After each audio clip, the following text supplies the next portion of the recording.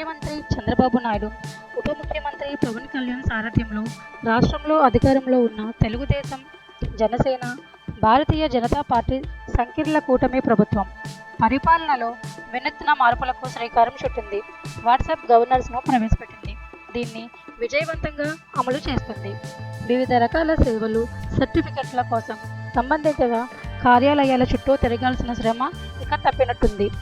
అందుబాటులో ఉన్న ఆధునిక సాంకేతిక పరిజ్ఞానాన్ని వినియోగించుకుంటూ పాలనాపరమైన సంస్కరణలకు చంద్రబాబు, పవన్ కళ్యాణ్ సర్కార్ తెరతీసింది.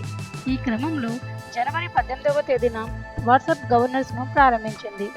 దీన్ని మరింత విస్తరించాలని చంద్రబాబు నిర్ణయించారు. ప్రస్తుతం వాట్సాప్ ద్వారా 161 రకాల సేవలు అందుబాటులో ఉంటున్నాయి. వీటిని 500కు పైగా పెంచాలంటూ ఆయన అధికారిక యంత్రాంగాన్ని ఆదేశించారు. అన్ని మంత్రిత్వ శాఖల కార్యదర్శులు, విభాగ అధిపతులతో ప్రత్యేకంగా ఏర్పాటు చేసిన సమావేశంలో ఈ మేరకు వారికి సూచనలు ఇచ్చారు.